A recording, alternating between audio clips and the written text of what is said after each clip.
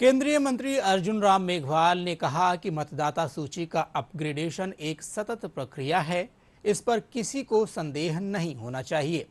Jaipur airport पर पत्रकारों से बातचीत करते हुए केंद्रीय मंत्री ने कहा कि कांग्रेस ने चुनाव आयोग द्वारा होने वाली मतदाता सूची अपग्रेडेशन पर सवाल उठाया है। यह उनके तुष्टीकरण की राजनीति को दर्शाता है।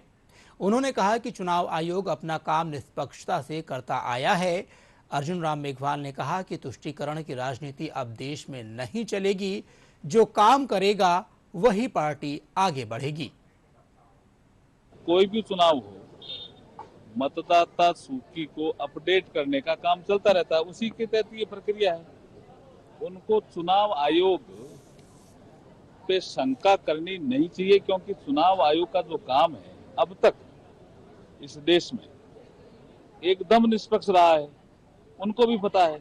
उन्होंने कई बार बुला लिया राजनीतिक दलों को, भाई आप आकर के, अगर आप ईवीएम में आरोप लगा रहे हो तो आकर के बताइए, आप मतदाता सूची के पुनरीक्षण पे कोई आरोप लगा रहे हो तो आप आकर के बताइए। हमारा जो आरपी एक्ट है उसके तहत हम कार्रवाई करते हैं। आपको राजनीतिक कारणों से आरोप लगाना है वो एक अलग बात है। ये जो आरोप है ये राजनीतिक कारणों से है और कोई कारण से आरोप नहीं। हमारे किशोर मकवाना जी, वो राष्ट्रीय अनुसूचित जाति आयोग के अध्यक्ष हैं।